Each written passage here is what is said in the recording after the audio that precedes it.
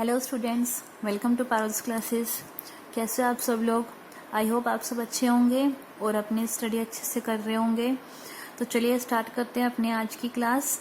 तो जो अभी आपने थोड़ी देर पहले जो मैंने आपको एक पिक दिखाई है वीडियो के अंदर, वो आपकी वर्कशीट नंबर 31 है मैथ की। तो उसमें जो टोटल मिला के 4 क्वेश्चन हमको आज सीखने हैं उस वर्कशीट के अकॉर्डिंग। तो उन चारों क्वेश्चन को मैंने नोट डाउन कर रखा है और उसमें 2 तो शुरू के एग्जाम्पल हैं एंड 2 बाद में आपको क्वेश्चन करने हैं। तो मैंने उन दोनों क्वेश्चंस को भी आपके लिए सोल्व कर दिया है और उसमें समझाया है आपको। अब आगे वीडियो में आपको मैं समझाऊंगी कि वो कैसे करना है आपको। तो हर क्वेश्चन के अंदर मैंने जो डायग्राम है ना उसको बनाने की जगह छोड़ी हुई है, ताकि आपको मैं साथ के साथ बना के दिखा सकूं कि कैसे हमको क्वेश्चंस में डायग्राम बनाने हैं। तो देखो, जब भी इस तरह के क्वेश्चंस हम करते हैं, अब 9th क्लास के अकॉर्डिंग मैं आपको समझा रही हूँ, तो इसमें हमको एक तो पहले 4 चीज़ों का ध्यान जरूर रखना होता है। अगर वो 4 चीज़ आप लिखना जानते हो ना अच्छे से, तो आप क्वेश्चंस कैसा भी क्वेश्चन होगा कर दोगे। पहली चीज़ है डायग्राम, सेकंड चीज़ है दिया हुआ है कि क्वेश्चन में क्या चीज़ दी गई है वो लिखना जरूरी है, तीसरी चीज़ है सिद्ध करना, और चौथी चीज़ पे आ जाती है उत्पत्ति। उत्पत्ति में मतलब हम हल करना शुरू करते हैं कि भी जो चीज़ें हमको दे रखी हैं, जो हमको प्रूव करना है, जो डायग्राम है, उन सब की मदद से या फिर जो जो रिजल्ट हमने सीखे हैं अब तक, उन सब की मदद से हम क्वेश्चंस को करते हैं। तो देखो पहला क्वेश्चन क्या है हमारे पास। जैसे कि पहला क्वेश्चन दे रखा है, एक त्रिभुज ABC की 2 भुजाएं AB और BC तथा माध्यिका AD क्रमशः एक दूसरे त्रिभुज PQR की भुजाओं PQ तथा QR तथा माध्यिका PN के बराबर है। देखो पढ़ने में एकदम ऐसा लगता है ना, पता नहीं क्या कहानी चल रही है ना। तो चलो इसको ना धीरे धीरे करते हैं और डायग्राम भी बनाते रहते हैं साथ के साथ। डायग्राम अगर आपको बनाना आ गया तो आप क्वेश्चन आराम से कर लोगे। देखो पहले इसने क्या बोला, एक त्रिभुज ABC, मतलब एक त्रिभुज बनेगा ABC जिसकी 2 भुजाएं हैं AB और BC। तो आगे को भी छोड़ते हैं, इतना बनाते हैं पहले। तो हमने क्या बनाया, एक त्रिभुज ABC, ठीक है।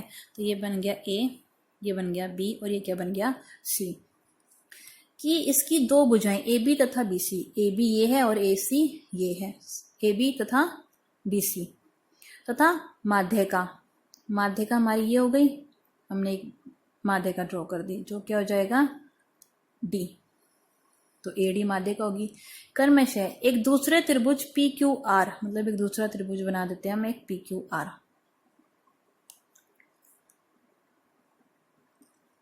PQR क्रमशः एक दूसरे त्रिभुज PQR की भुजाओं PQ और QR, मतलब ये वाली भुजा और ये वाली भुजा, तथा माध्यिका PN, तो इसकी एक माध्यिका होगी PN के बराबर है। मतलब ये किसके बराबर बता रहा है, कौन सी भुजा किसके बराबर चल रही है। तो शुरू से पढ़ के देखो, डायग्राम तो मैंने बना दिया। अब देखो मीनिंग क्या निकल रहा है कि ABC की 2 भुजाएं हैं AB और BC, मतलब इसकी भुजाएं हैं AB और BC, और माध्यिका AD, मतलब माध्यिका AD। क्रमशः मतलब क्या होता है, लाइन वाइज, की AB के बारे में, फिर BC के बारे में, फिर AD के बारे में। एक दूसरे त्रिभुज PQR की भुजाओं इन दूसरे त्रिभुज में आकर PQ और QR और माध्यिका PN के बराबर है। तो इसका मीनिंग क्या हुआ कि जो AB है वो पहले वाली PQ के बराबर होगी, BC जो है वो QR के बराबर होगी, और जो AD होगी वो PN के बराबर होगी। तो देखो AB किसके बराबर है, PQ, मतलब PQ के बराबर है। फिर दूसरी क्या है हमारे पास, BC किसके बराबर है, QR के बराबर, मतलब ये जो BC है किसके बराबर है, ये QR के बराबर है। और माध्यिका AD किसके बराबर है हमारे पास, PN के बराबर। तो मीनिंग क्या हुआ, AD किसके बराबर हुआ, हमारे इस PQ के बराबर। ये पूरी जो लाइन है BC ये किसके बराबर हुई, इस QR के बराबर। और जो ये माध्यिका है AD ये किसके बराबर हुई, इस PN के बराबर। एक डैश हम पहले यूज कर चुके हैं, तो अब यहाँ पे क्या होगा, हम डबल डैश यूज कर सकते हैं। ये हमारा त्रिभुज बन गया।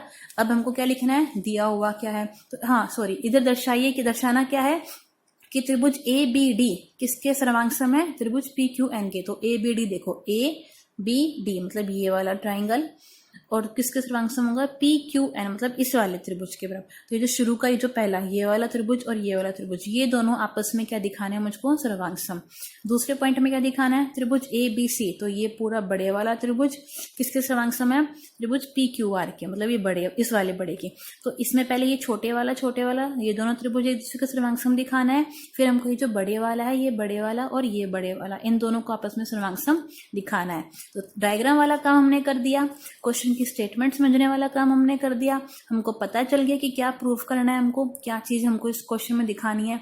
अब हम करते हैं लिखने वाला काम, कि दिया क्या हुआ है। पहले डायग्राम तो कर दिया, इसके मार्क्स हमको मिल जाएंगे। अब दिया है कि दिया क्या चीज दे रखी है वो लिखते हैं। दिया हुआ क्या है, त्रिभुज, देखो जो यहाँ पे दे रखा होता है ना, इसी के अंदर से हमको बना के लाइन लिखनी होती है। देखो पहली चीज हमको दे रखी थी त्रिभुज एबीसी के बारे में, तो वो चीज लिख देंगे। दूसरी दे रखी थी हमको त्रिभुज पी क्यू आर के बारे में, तो वो चीज लिख देंगे। तो देखो त्रिभुज ए बी सी और त्रिभुज पी क्यू आर में अभी हमने क्या फाइंड आउट करा कि क्या क्या चीज दे रखी है हमको। ए बी किसके बराबर दे रखी है, पी क्यू के बराबर, तो वो लाइन लिख दी मैंने, ए बी बराबर पी क्यू। दूसरी चीज क्या बताई, बीसी किसके बराबर है, क्यू आर के बराबर, तो वो लिख दी, बीसी बराबर किसके है, क्यू आर। तो तीसरी चीज क्या बताई मैंने, एडी किसके बराबर है, पी एन के बराबर, तो वो लिख दिया, और एडी बराबर पी एन है। तो दिया हुआ भी लिखा गया। अब सिद्ध क्या करना है, तो सिद्ध करना तो हमारे क्वेश्चन में दे रखा था कि दर्शाइए कि क्या दर्शाना है, ये दोनों पॉइंट। तो ये दोनों पॉइंट एज इट इज उतार के हमने क्या कर दिया, सिद्ध करना है में ये दोनों हमने पॉइंट लिख दिए, क्योंकि ये दोनों तो हमको सिद्ध करने हैं, तो वो लिख दिया। अब आते हैं उत्पत्ति पर। उत्पत्ति मतलब हमारा यहाँ से क्वेश्चन स्टार्ट होता है मेन जो है, लेकिन मार्क्स इसके भी मिलते हैं। सीधा अगर आप ये लिखोगे तो मार्क्स आपके कट हो जाएंगे, इतना तो जरूर लिखना ही लिखना होता है हर क्वेश्चन में। अब उत्पत्ति स्टार्ट होती है। तो देखो इसमें क्या है, अब आप यहाँ पे देखो, हम पहले कौन सा पार्ट करेंगे, पहला पार्ट सोल्व करेंगे ना, तो पहले पार्ट के लिए देखते हैं, स्टार्ट करते हैं। एक देखो यहाँ से हमको छोटी सी चीज नहीं पता चल रही कि BC किसके बराबर दे रखी है, QR के, तो मैंने BC बराबर QR लिखा। तो अगर मैं इधर इसको और इसको दोनों तरफ 2 से भाग कर दूं, 1/2 से गुना कर दूं, तो वो भी बराबर ही होगा ना। तो क्या करा, इस लाइन का मतलब क्या है, ये लाइन, इस लाइन से हम दूसरी लाइन पे जा सकते हैं ना, तो इसलिए मैंने बीच में क्या निशान लगाया, एम्प्लाइज का। क्या लगाया, एम्प्लाइज। इसको क्या बोलते हैं इंग्लिश में, क्या बोलते हैं, एम्प्लाइज। मैं यहाँ पे लिख के बता देती हूँ, ये क्या है, एम्प्लाइज, ठीक है, IMPLIS, एम्प्लाइज, ठीक है। बोलने में क्या बोलते हैं इसको, एम्प्लाइज। इसका मीनिंग क्या होता है, ये रे, इसका मीनिंग क्या होता है कि इस लाइन से हम इस लाइन पे जा सकते हैं, इस लाइन से फिर हम इस लाइन पे जा सकते हैं। ये वाली जो लाइन है ना, आप इसके नीचे भी लिख सकते हो ऐसे, ये लाइन इसके नीचे, फिर ये वाली लाइन इसके दूसरी के लाइन के नीचे। तो अब यहाँ पे जगह नहीं थी, तो इसलिए मैंने एक ही लाइन में लिख दी, ठीक है। तो BC बराबर QR। अब एम्प्लाइज क्या करा कि अगर हम इसके दोनों के 2 से भाग कर दे, तो क्या कर दिया, भाग कर दिया, BC/2 बराबर में QR/2, या आप इसको ऐसे बोल सकते हो 1/2 से दोनों तरफ क्या कर दी मैंने, गुना कर दी। तो 1/2 से दोनों तरफ गुना कर दी, तो देखो क्या है, हाफ BC। अब इस लाइन का मीनिंग क्या है, ये।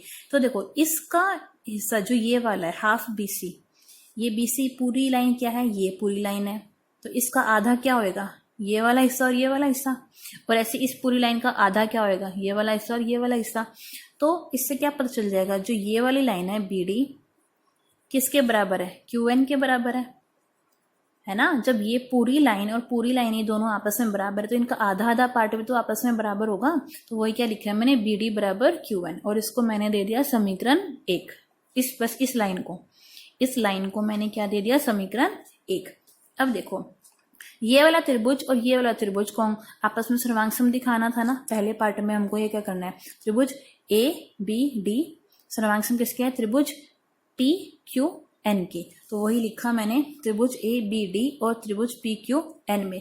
तो देखो आप खुद सोचो, इस त्रिभुज में और उस त्रिभुज में क्या क्या चीज मुझे बराबर दिख रही है।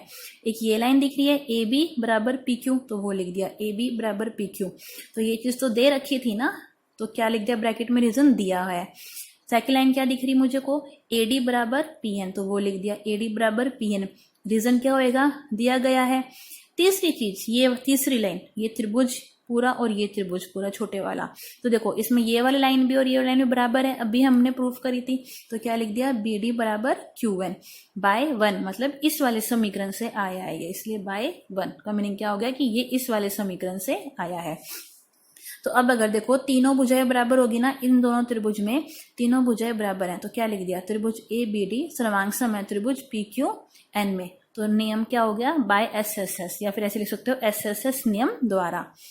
अब देखो ये दोनों त्रिभुज तो सर्वांगसम हो गए, लेकिन इससे हमको क्या पता चलता है कि ये वाला एंगल और ये वाला एंगल भी बराबर हो सकता है ना। पिछली वीडियो में मैंने आपको बताया था कि अगर दो त्रिभुज आपस में सर्वांगसम होते हैं तो फिर बाद में सिप्लिसिटी के जरिए हम लिख सकते हैं। सिप्लिसिटी का मीनिंग ये होता है कि उनकी भुजाएं और कोण भी बराबर होंगे। तो कोण हमको, ये वाला कोण हम बराबर लिख सकते हैं। अब इसी कोण को क्यों बराबर लिखा, क्योंकि इस कोण की जरूरत हमें आगे पड़ सकती है। तो हमने एक बार लिख दिया कि एंगल बी बराबर एंगल क्यू, मतलब एंगल ए बी डी बराबर angle P Q N C P C T.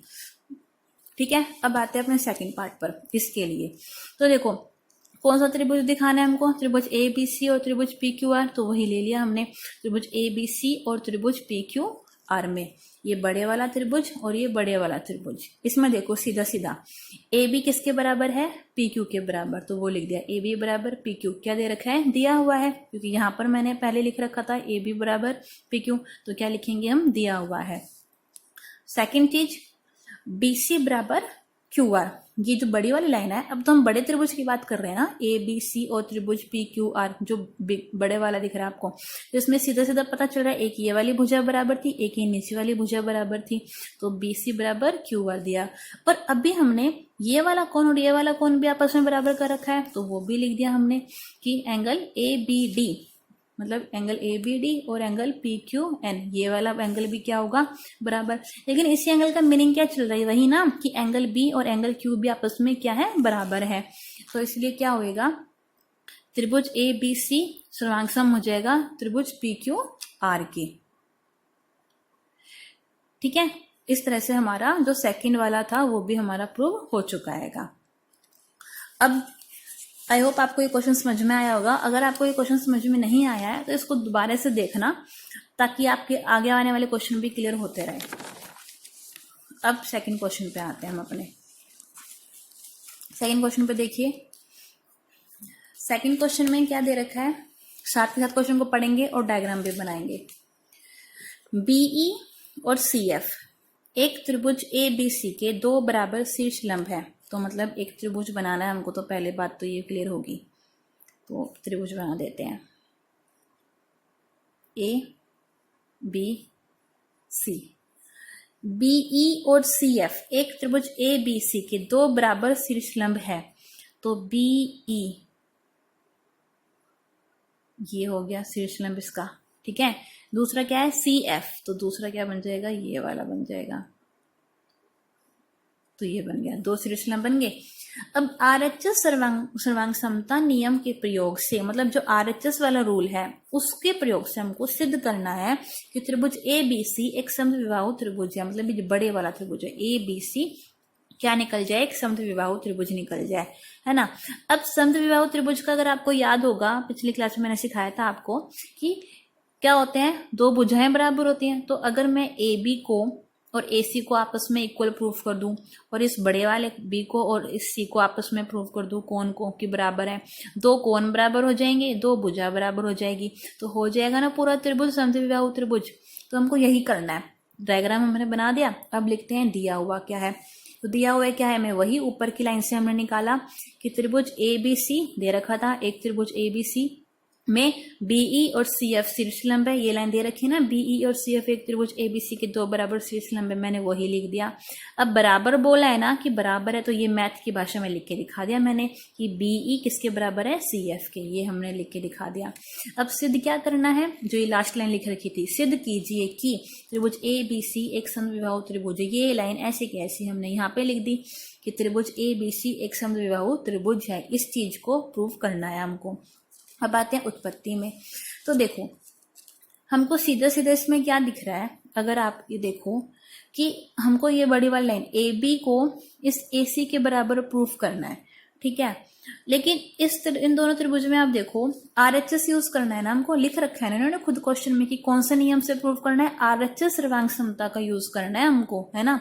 तो आरएचएस तो हम इस वाले त्रिभुज में लगा सकते हैं ना, बी सी ई, ये कौन दे रखा है हमको, एक इधर और एक ये बी सी, इसको तो नाम ही नहीं दिया, एफ, इसका नाम क्या है, एफ, ठीक है, बी सी एफ इस त्रिभुज के अंदर। तो देखो ये दो त्रिभुज हैं, इन दोनों में बनाना है हमको।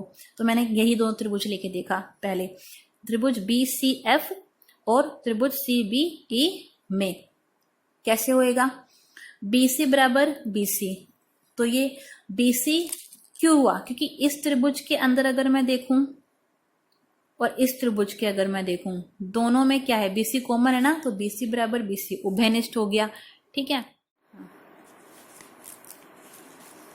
तो जो ये बीसी था ये बीसी के बराबर हो जाएगा, क्योंकि ये त्रिभुज और ये त्रिभुज, इस दोनों त्रिभुज में बीसी क्या है, कॉमन। तो क्या लिखा है मैंने, बीसी बराबर बीसी उभयनिष्ठ। अब ऐसे ही दूसरा देखो, ये वाला कोण और ये वाला कोण भी आपस में क्या है, बराबर है। तो मतलब बी एफ सी किसके बराबर है, सी ई बी ई सी के। तो बी एफ सी किसके बराबर है, सी ई बी के। चाहे ऐसे ले लो चाहे ऐसे ले लो, कुछ फर्क नहीं पड़ेगा, दोनों एंगल क्या है, 90 डिग्री के। यहाँ पे आप ये भी लिख सकते हो एंगल एफ बराबर एंगल ई, इससे कुछ फर्क नहीं पड़ेगा। मतलब इस लाइन की जगह आप ऐसे भी लिख सकते हो एंगल एफ बराबर एंगल ई बराबर 90 डिग्री, ये भी ठीक है और ये भी ठीक है। तीसरी चीज क्या है, सी एफ बराबर बी ई। अब देखो जो ये वाले लाइन था, जो शीर्ष लंब था सी एफ और ये बी ई, ये दोनों लाइन भी क्या है, आपस में बराबर है, क्योंकि हमने ऊपर लिख रखा था, दिया हुआ हमें क्वेश्चन में दे रखा था कि दो बराबर शीर्ष लंब है, तो क्या लिख दिया, दिया हुआ है। तो देखो हो गया ना, एक 90 डिग्री का कोण बराबर हो गया, एक भुजा, एक कर्ण बराबर हो गया, एक भुजा बराबर होगी। तो इससे हमारा क्या हो गया, ये दोनों त्रिभुज क्या हो गया, आपस में सर्वांग सम। तो क्या लिख दिया, त्रिभुज बी सी एफ सर्वांग सम है त्रिभुज सी बी ई के, आरएचएस नियम से। अब देखो अगर हमारे ये दोनों त्रिभुज आपस में सर्वांग सम हो गए, इसका मतलब क्या हुआ कि ये वाला कोण और ये वाला कोण भी आपस में बराबर हो गया, है ना। एंगल एफ बी सी ये पूरा कोण कवर कर रहा है, और एंगल बी सी ई में देखूं तो ये वाला कोण कवर कर रहा है, तो ये दोनों कोण भी बराबर हो जाएंगे। क्यों, सीपीसिटी अगेन, तो सीपीसिटी से ये दोनों कोण बराबर हो गए। और इस कोण का मीनिंग क्या है, एंगल बी, इस कोण का मीनिंग क्या है, एंगल सी, तो ये दोनों भी बराबर हो गए। अब अगर दो कोण आपस में बराबर हैं तो उनकी जो सम्मुख भुजाएं होती है वो भी बराबर होती है। पिछली क्लास में हमने सीखा हुआ है। तो ए सी बराबर ए बी, रीजन क्या लिख दिया, क्योंकि बराबर कोणों की सम्मुख भुजा बराबर, इतना काफी है लिखना आपके लिए, ठीक है। तो अब अगर देखो कोण भी बराबर हो गए, दो कोण भी बराबर है और दो भुजा भी बराबर है, तो क्या हो जाएगा, इसलिए ए बी सी एक समद्विबाहु त्रिभुज है। हो गया प्रूफ। तो मेन चीज क्या है, आपको डायग्राम आज है बनाना, क्या प्रूफ करना है ये पता चल जाए, क्या चीज दे रखी है और क्या चीज यूज करनी है, और ये चीज आएगी आपको प्रैक्टिस से, वैसे नहीं आने वाली बिल्कुल भी। तो चलिए अपने थर्ड क्वेश्चन पे आते हैं। थर्ड क्वेश्चन क्या है हमारे पास, एडी एक समद्विबाहु त्रिभुज एबीसी का एक शीर्षलंब है, ठीक है। तो बनाते हैं स्टार्ट, जिसमें ए बी बराबर ए सी है। तो देखो इतना तो पता चल गया हमको कि एडी एक समद्विबाहु त्रिभुज एबीसी का एक शीर्षलंब है, तो मतलब त्रिभुज तो बनेगा ही बनेगा। तो हमने एक त्रिभुज बनाया ए बी सी, और उसने क्या बोला है, एडी जो है वो एक शीर्षलंब है। तो एडी हमने एक शीर्षलंब बना दिया, मतलब कि ये 90 डिग्री का कोण है, इधर वाला भी 90 डिग्री का कोण बैठेगा और जो इधर वाला है ये भी 90 डिग्री का कोण बैठेगा, जिसमें ए बी किसके बराबर है, ए सी के। तो ये ए बी और ये ए सी आपस में क्या होंगे, बराबर होंगे। ये वाली लाइन और ये वाली लाइन आपस में क्या है, बराबर। एडी जो है रेखाखंड बीसी को समद्विभाजित करता है। अब देखो ये जो एडी लाइन मैंने ऐसे खींची है, इस लाइन को काट रही है ना बीसी को, यहाँ किस पॉइंट पे काट रही है, यहाँ पे काट रही है। तो अब हमको क्या दर्शाना है कि ये जो एडी रेखाखंड ने ऐसे इस लाइन को काटा है ना, तो मतलब इतना हिस्सा और ये इतना हिस्सा भी आपस में क्या होगा, बराबर। समद्विभाजित का मीनिंग क्या होता है कि यही है कि समद्विभाजित मतलब ये जो लाइन है ना, ये एडी जो शीर्षलंब है हमारी, इस बीसी को दो बराबर भागों में बांट रहा है, एक ये बीडी और एक ये डीसी। तो इसका मैथ की भाषा में क्या मीनिंग निकला कि जो ये बीडी है ये किसके बराबर होना चाहिए, डीसी के। तो ये दोनों चीज हमको प्रूफ करनी है कि ये दोनों आपस में बराबर हो जाएं, ये हमको सिद्ध करना है। आया समझ में, सिद्ध करना कैसे निकालते हैं। तो अब यही चीज हमको लिखनी है। दिया हुआ क्या है, डायग्राम को देख लो, ए बी सी एक समद्विबाहु त्रिभुज है, ठीक है। और क्या दे रखा था, ए बी ए सी के बराबर है, वो लिख दिया हमने। एडी शीर्षलंब है, ये लिख दिया हमने कि एडी क्या है, शीर्षलंब है।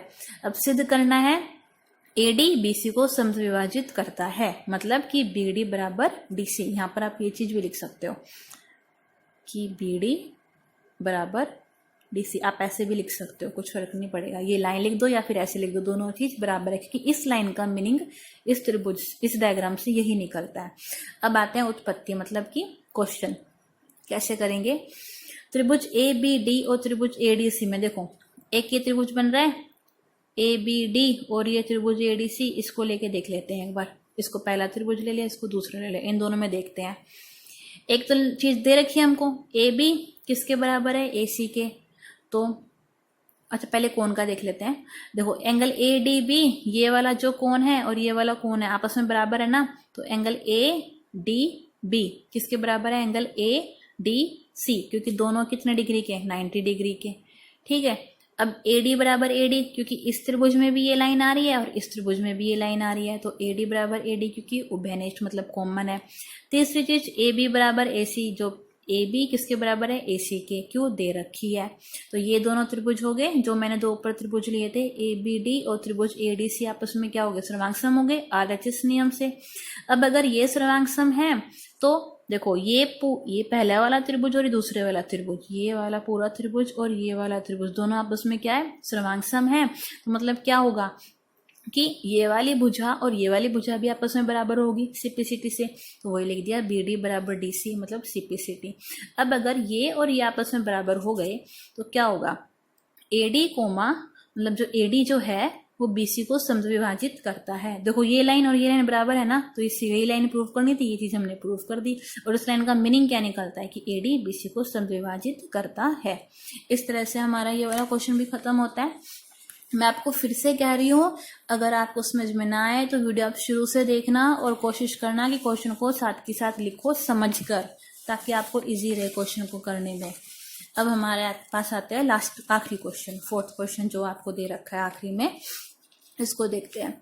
देखो त्रिभुज ए बी सी और त्रिभुज डी बी सी एक ही आधार BC पर बने दो समद्विबाहु त्रिभुज। इतना है कि अब इतना हमको समझ में आ गया। यहां तक हमको क्या समझ में आता है कि भी दो त्रिभुज बने हुए हैं जो कि एक ही आधार BC पर बने हुए हैं। चलो इतना तो बनाए, फिर हम एक आधार है हमारे पास BC, अब इस पर इसी आधार पर एक ये त्रिभुज बना हुआ है ABC, और इसी आधार पे यूज करते हुए पॉइंट कौन सा बना हुआ है, दूसरा त्रिभुज DBC, मतलब जो D है वो ऊपर भी हो सकता है और नीचे भी हो सकता है ना। तो अब देखते हैं किस तरफ है D।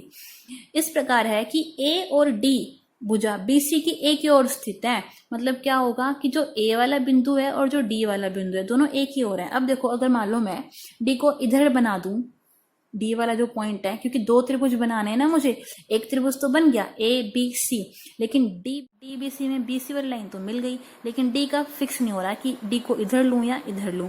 तो अगर मैं इधर लूंगी तो देखो क्या लिखा रखा था, A और D भुजा BC की एक ही ओर स्थित है, लेकिन ये तो अपोजिट हो जाएंगे ना, एक बिंदु इधर आ गया D, एक बिंदु तो इधर आ गया D और इधर आ गया A, तो मतलब ये तो कैंसिल हो गया, इधर तो D होगा नहीं, तो D कहाँ होगा, इधर होगा, क्योंकि BC के इधर ही होगा ये ना, तो दोनों बिंदु इधर ही है, तो ये D यहाँ पर और ये यहाँ पर, सॉरी टेढ़ा हो गया, ठीक है, इस तरह से, तो ये D आ गया आपके पास। अब उसने क्या बोला, दोनों हो गए ना AD एक ही उसके सामने।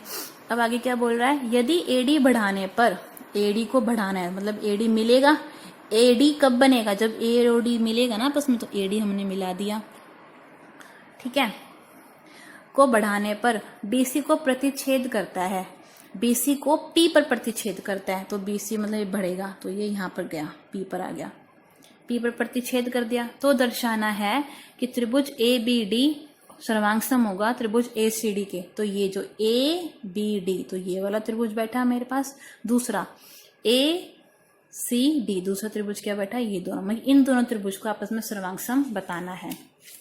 तो वही दिया हुआ लिखते हैं, पहले दिया हुआ क्या है कि त्रिभुज ABC ये बड़े वाला त्रिभुज और ये छोटे वाला DBC क्या है, समद्विबाहु त्रिभुज है। अब अगर ये बड़े वाला और जो इसके अंदर त्रिभुज है, अगर दोनों समद्विबाहु है तो ये वाली जो लाइन है ये ए बी और ये ए सी आपस में बराबर होगी। फिर ऐसे ही नीचे वाले त्रिभुज को देखो, ये वाली दो भुजा और ये वाली दो भुजा भी आपस में बराबर होगी, तो वही लिख दिया मैंने, ए बी बराबर ए सी और ये बी डी बराबर डी सी। सिद्ध क्या करना है हमको, यही पहला त्रिभुज दूसरा त्रिभुज क्या है आपस में सर्वांग सम, तो पहले त्रिभुज का नाम क्या है ए बी डी और दूसरा त्रिभुज क्या है ए सी डी, वो लिख दिया ए बी डी सर्वांग सम है ए सी डी के।